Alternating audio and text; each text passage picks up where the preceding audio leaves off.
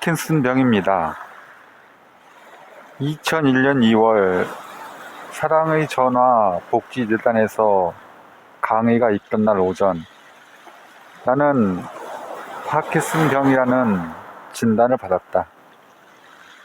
순간 새망치로 뒤통수를 얻어맞은 것처럼 멍해졌고 눈앞의 세상이 얼어붙었다.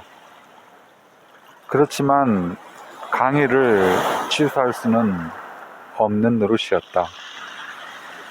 겨우 강의를 마치고 나와 택시를 타려는데 갑자기 눈물이 쏟아졌다. 파킨슨 병은 도파민이라는 신경 전달 물질을 생산하는 뇌 조직의 손상으로 인해 손발이 떨리고 근육이 뻣뻣해지며 몸이 굳고 행동이 느려지고 말소리가 잘 나오지 않는 등의 증상이 나타나는 신경퇴행성 질환이다.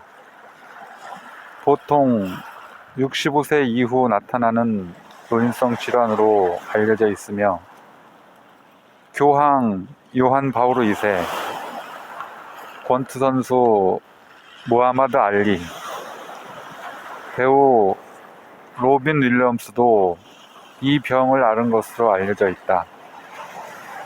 그런데 43살에 파킨슨 병이라니 너무 잔인하지 않은가? 게다가 파킨슨 병은 우울증과 치매, 편집증 등의 증상을 동반하는데 나에게 그런 시련이 닥쳤다는 것이 믿어지지 않았다. 가장 끔찍한 사실은 파킨슨 병은 아직까지 딱히 치료법이 없어 희귀성 질환으로 분류되며 발병 후 15에서 17년 정도 지나면 사망이나 심각한 장애가 나타난다는 것이었다. 그것은 곧 내 인생이 60세 전에 끝난다는 것을 의미했다. 물론 18살 때 바로의 언니가 교통사고로 세상을 떠난 후 방황하며 내일이 오지 않았으면 좋겠다는 생각을 한 적이 있었다. 하지만 어차피 살 거라면 잘 살아야겠다고 결심하고 난 뒤 누구보다 열심히 살아왔다. 그런데 왜 하필 나에게 이런 병이 찾아온 걸까? 내가 뭘 그렇게 잘못한 걸까? 시부모님을 모시고 살며 어렵게 두 아이를 낳고 이제 막 내 뜻을 펼쳐보겠다고 병원을 개업한 지 1년도 채 안 되었는데 왜 나에게 이런 일이 생긴단 말인가? 얼마 전까지만 해도 아이들을 데리고 미국으로 유학을 가서 정신분석 공부를 더 하려는 꿈에 부풀어 있었는데 그게 그렇게 큰 욕심이었던 것일까? 큰 아이가 중학생이고 둘째는 초등학생인데 그 아이들은 또 어쩌란 말인가? 당시 나는 평상심으로 환자들을 진료할 수 있는 상태가 아니었다. 그래서 일단 병원 문을 닫고 집에 있는데 거의 한 달 동안을 침대에 누워만 있었다. 만약 내가 의사가 아니었다면 파킨슨 병이라는 진단을 받아도 병에 대해 잘 모르니까 덜 끔찍했을 수도 있을 것이다. 하지만 나는 의사였고 병에 대해 너무 잘 알고 있었기에 미래가 빤히 그려졌고 그것이 나를 더 우울하게 만들었다. 꼼짝도 안 하고 침대에 누워 한없이 천장만 쳐다보는데 별의별 생각이 다 들었다. 나는 내가 불치병 환자가 되어 의사로부터 몇 년 안 남았다는 소리를 듣는다면 남들과 다른 반응을 보일 줄 알았다. 그래도 의사니까 이성적으로 판단해 현실을 빨리 받아들일 거라고 생각했던 것이다. 울고 불고 원망한다 해도 병이 사라지는 건 아니니까 말이다. 그러나 나는 남들과 별반 다르지 않았다.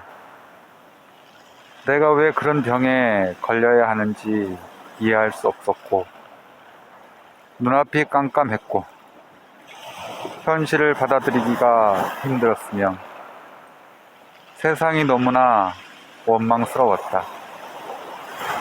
그러는 사이 우울은 더 깊어져 갔고 차라리 이대로 죽어버리는 게 낫겠다는 생각이 들었다. 그러던 어느 날 문득 정신이 번쩍 들었다. 아니, 내가 왜 이러고 있지? 나는 그대로인데 단지 달라진 게 있다면 내 미래가 불확실하고 현재가 조금 불편해진 것밖에 없는데 내가 왜 이러고 있는 거야? 내가 왜 오지도 않은 미래를 걱정하느라 현재를 망치고 있는 거지?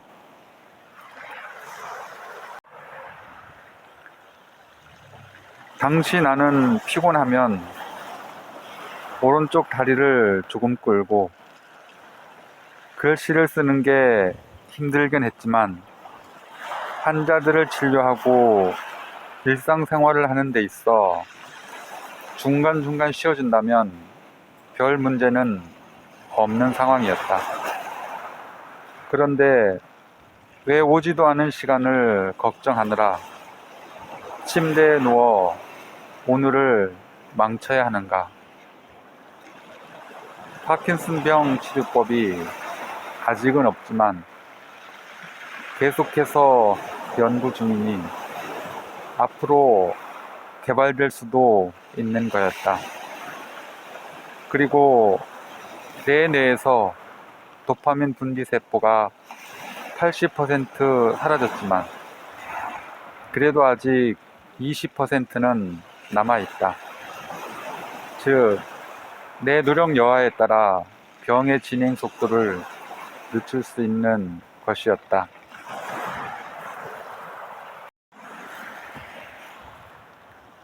그래서 나는 일어나 다시 병원에 나가기 시작했다. 환자들을 진료하고 강의를 나가고 집안일을 하고 아이들을 보살피는 일상으로 돌아간 것이다. 그런데 놀라운 일이 벌어졌다. 도파민 작용제는 보통 치료 효과가 3년 가는데 나는 그 약으로 12년을 버텼다. 2013년 그 다음 단계 약인 레보도파를 쓰기까지 말이다. 또한 나는 그 12년 동안 책을 5권 썼으며 진료와 강의도 계속했다. 다행히 치매 현상은 아직까지 나타나지 않았고 우울증도 경미한 편이다. 만약 그때 침대에 계속 누워 병을 원망하고 세상을 원망하며 지냈다면 어땠을까?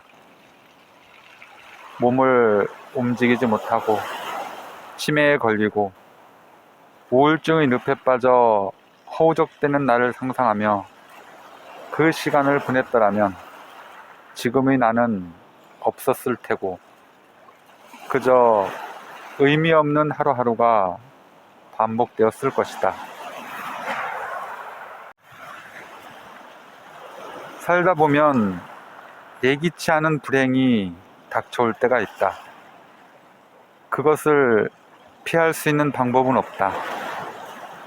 하지만 그 후의 시간을 어떻게 보낼지는 내가 어떻게 마음 먹느냐에 달려 있다. 똑같은 12년이라도 그 결과가 확실히 다른 것처럼 말이다. 그것이 내가 2001년 2월에 파킨슨병 진단을 받고 깨달은 삶의 진실이다.